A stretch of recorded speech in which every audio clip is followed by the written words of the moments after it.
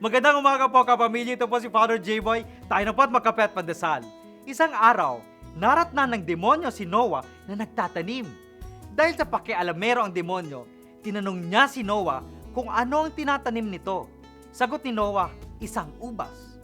Kasi katwiran ni Noah, nakakaakit sa mata ang ubas. Masarap ito kapag tinikman.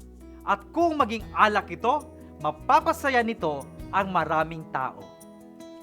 Kung gayon, tutulong ako sa iyo, sabi ng demonyo.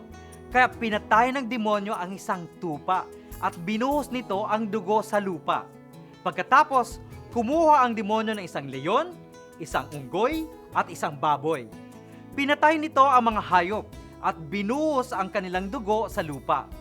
Hindi nagtagal, tumubo ang ubas at lumago. Ito daw ang dahilan kung bakit ang taong umiinom ng alak kapag sapat at tama lang, nagiging parang tupa. Ngunit kung masobrahan, nagiging mabangis tayo tulad ng leyon. At kung dadagdagan mo pa, nagiging tulad tayo ng unggoy kung umasta. Ang iba ay sumasayaw. At kung aabusuhin, nagiging tulad tayo ng mga baboy. May maraming mga bagay na kailangan tama lang at hindi dapat sobrahan. Masama raw ang sumusobra. Kaya pagdasal po natin ang abilidad na malaman kung ang ginagawa natin ay sobra na at hindi na nakakatulong. Magandang umaga po.